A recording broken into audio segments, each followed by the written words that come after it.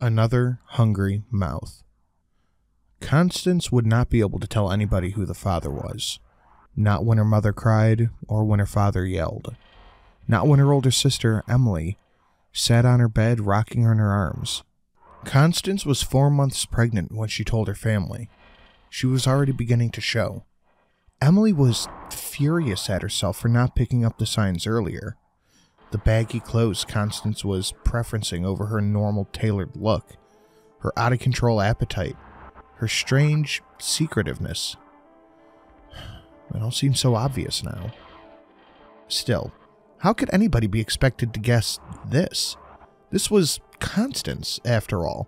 Constance, the meekly obedient. Constance, the prim and proper. Constance, the chronically shy. She was supposed to be the good daughter. And then, of course, there was that other thing. I thought you didn't even like boys, Emily pressed. Constance wrinkled her nose in the distance. I don't, she replied emphatically. But I wouldn't exactly call them a boy, she added with a sly smile. Emily jerked away in shock. What? She cried out. Constance lifted her hand, and she stifled a giggle. How old is this guy? Emily asked, unable to keep a stern edge out of her voice. I don't know, Constance confessed, and her smile, suddenly fading, began wringing her hands.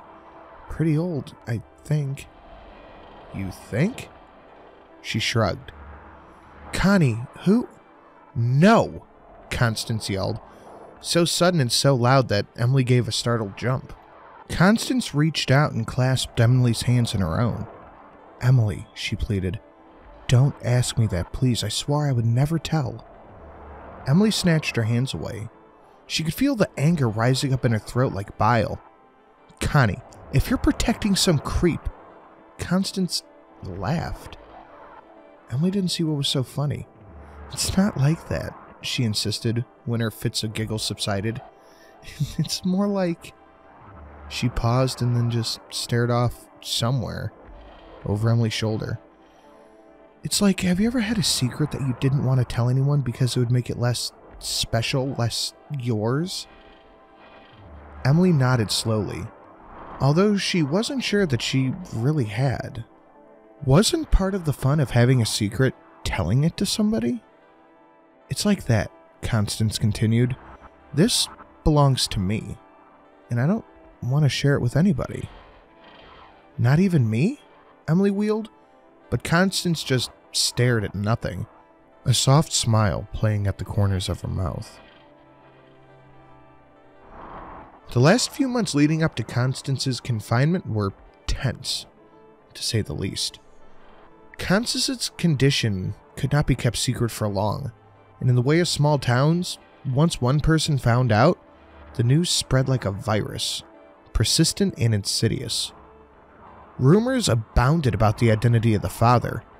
It seemed that no male with any link to Constance was exempt from having gleefully accusatory fingers pointed in his direction.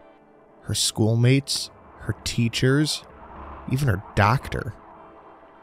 One particularly malice gossip suggested that the reason Constance would not talk about who the father was it was her own father. When Emily heard this rumor, she tracked back to the source, a pimply boy in year 8, and delivered one devastating punch to his blemished features, earning herself a week's suspension, and the boy a bloodied nose and a split lip. Things were even more strained at home. Dinners had become a silent affair, with neither one of their parents so much as glancing up from their plates to look at Constance. Emily had to grit her teeth in rage that the familial bond that linked the parents and the daughters could have been proven so weak. What surprised Emily more than anything, though, was how unfazed she was by all of this, where every whispered slur and raised eyebrow that caused Emily to bristle, Constance breezed right through her days with her head held high, as though completely oblivious to the shame that her family felt, that people expected her to feel.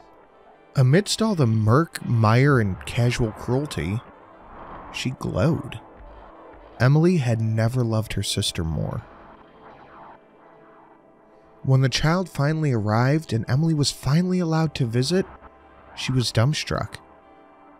There she was, sweaty, tired-eyed but beaming, in her arms a tiny wrinkled form. Her son, James. Constance informed her without even looking up. The fact that her little sister, her own Connie, had created a tiny person as though from nothing filled Emily with a quiet awe. When Constance finally tore her love-struck gaze from the new baby and looked up, she saw, and her sister's eyes were filled with tears. She felt a lump rise in her own throat. The sisters locked eyes. They were both overcome with joy so bright and intense that it seemed like it would last forever. It didn't. Failure to thrive was the term the pediatrician had used. And what that amounted to was, despite apparently feeding normally, little James was not putting on any weight. In fact, over the next 12 weeks, he dropped down about 200 grams below his birth weight. They ran all kinds of tests. Emily accompanied her sister and nephew to what seemed like an endless cycle of doctor's visits and waiting rooms and consulting suites, where sympathetic people with stethoscopes about their necks spoke in hushed tones about things like caloric retention and metabolic demand. All Constance ever seemed to respond with was, "Oh." The days passed. All Emily could do was watch her sister as she grew more pale and more anxious. James lost weight. Constance, too, seemed to diminish. She became absent-minded, vague, forgetting tasks partway through and often trailing off mid-sentence. She drew in on herself until she had little more substance than her own shadow. Emily wanted to help Constance, but it was like she couldn't reach her. With every day, Constance sank deeper and deeper and deeper into some dark pit. However hard she tried, Emily just couldn't follow her. All the tests came back negative, and with every result, Emily saw relief, fighting with anxiety in her sister's drawn face. So James didn't have cystic fibrosis or diabetes or hyperthyroidism. But what was wrong with him? Emily wasn't sure what woken her up. She laid there for some time in the morning chill, staring blankly at the ceiling, while a sense of dread slowly crept over her. Starting as a feeling of discomfort in her belly and accumulating in a dull thudding in her breast. It was then that she noticed the sickly yellow light seeping underneath the bedroom door. She rolled over to face the glow and noticed, as she did, that her alarm clock displayed 2:15 a.m. Too late for her parents and too early for her sister, Shirley. Reluctantly, Emily dragged her sleep-heavy body out of the bed and shuffled toward the bedroom door. When she opened it, she saw the source of the light was not one of the other bedrooms, but rather the kitchen across the hallway. Grumbling to herself, Emily made her shambling progress toward the kitchen and found the fridge door wide open and humming slightly. Still groggy, she vaguely noticed that the fridge's contents were on the greater side of disarray than usual, before closing the door and making her way back to the bedroom. Halfway down the hallway, Emily halted. She heard a noise coming from Constance's room. A soft susurration. She recognized her sister's voice, but the pitch was too low for her to make out the words. Emily began to move again, but something in the voice emanating from the darkness of Constance's room stayed her. A wielding note on the edge of quiet urgency, and brought back that creeping dread that first dragged her from her slumber. "Connie?" Emily asked anxiously as she opened up the door. When she heard no response, just a continuation of the hushed whispers, Emily flicked on the light. Constance was bent over James's crib, and it took several moments for her to straighten up, blinking at the light. She turned to face her sister. Emily stifled her own cry of surprise when she saw the sister's face. The young girl's eyes were bloodshot from lack of sleep, and dark rings hung below them. It was not this that took Emily aback, but the expression in those strained eyes. A startled, trapped look, almost feral in its intensity, flickered across Constance's eyes, rendering the familiar features alien to Emily. It was Constance who broke the silence. "He won't eat," she said to Emily, her tone dripping with desperation. "I don't know what he eats." Emily's eyes darted down and saw that her sister was clutching something tightly in her right hand. A lumpy mass that dropped onto the rug. The sight was so strange that Emily didn't immediately register what it was. A raw steak. Emily stared back in mute shock while her mind reeled. What was Constance doing with that meat? What was she thinking? Emily swallowed a lump in her throat and then began, slowly, and with soothing noises, to advance on Constance. "Shh, Connie," she crowed gently. "Shh." When Emily reached her sister, she took her hands. They were trembling violently. Surreptitiously removing the slab of meat and placing it on the changing table, she glanced down to the crib and noting that James seemed to be sleeping soundly. Gently, she guided her sister back to the bed and persuaded her to lay down. Once she was beneath the covers, she began to weep softly. "I don't know what he eats. I don't know what he eats," she choked in between sobs. Emily stayed seated at the edge of the bed and stroked her long dark hair until she fell fast asleep. That feeling of uneasiness stayed with her all through the next day. It was Saturday and her friends wanted to go out to the movies, but she blew them off. Her parents were both away for the weekend, and the idea of sitting there in the dark while Constance stayed home alone with James was just intolerable to Emily. Instead, she spent the entire day hanging around the house, unable to commit herself to any activity for more than just a few minutes. She found herself hovering around Constance and watching her critically. She couldn't seem to get that out of her head.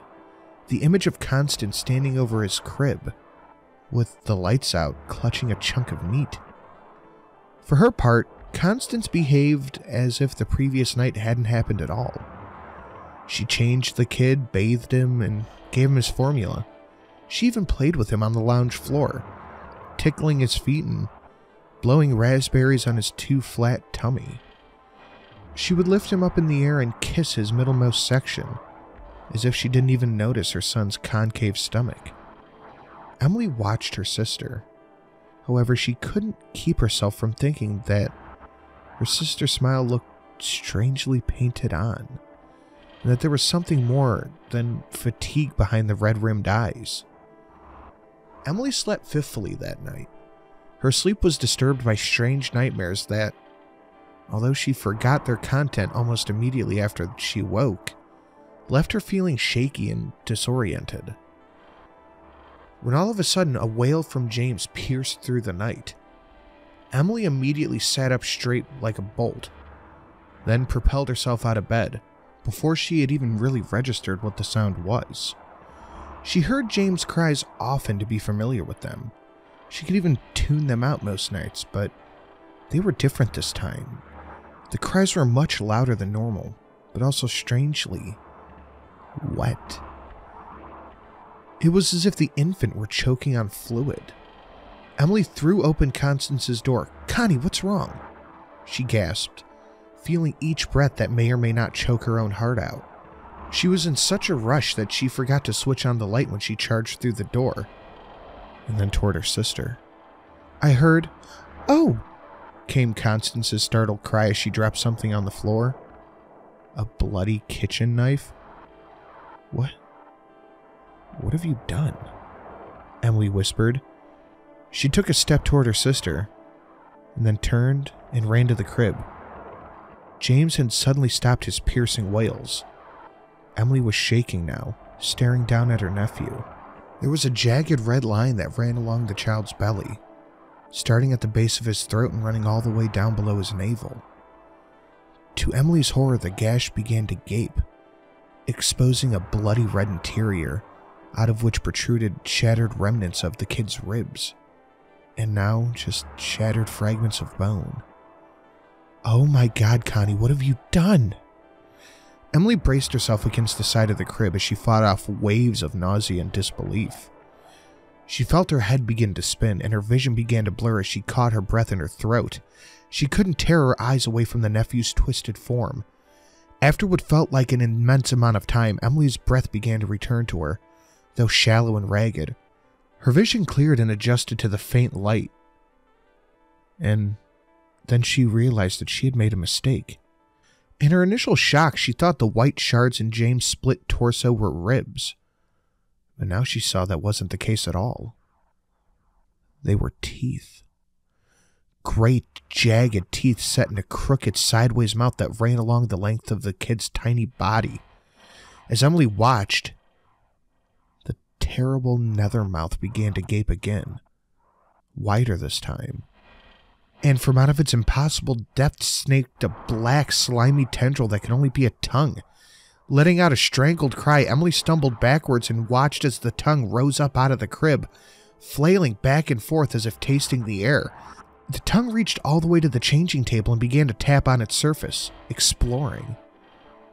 That was when Emily saw the rat, a fuzzy mound laying on the changing table, its head crudely cut off.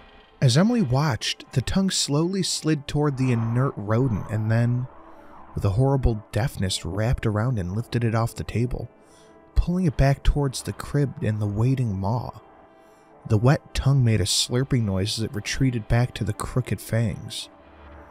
From somewhere behind Emily was a weak cry of, "Oh!" Emily had forgotten that her sister was even there.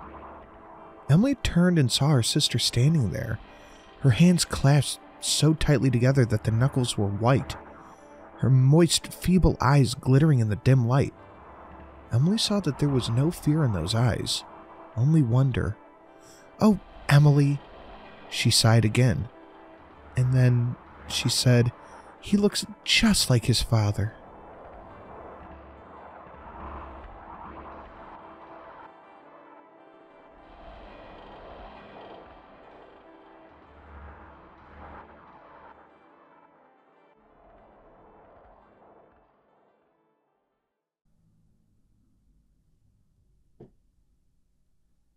Wow. Wow, that was a turn. I was not expecting that one. Anyway, I hope you guys enjoyed it. Please like and share and do all that stuff YouTube likes. I have a phenomenal video for you guys next week. I know you're going to love it. So make sure you stay abreast for that one. If you want to become a patron and help support the channel, that's the only way this channel actually makes any money. I'd appreciate it. Even $1, greatly appreciated. All those links down below. Everybody have a lovely day. Thank you to all the current patrons, and I'll see you next week.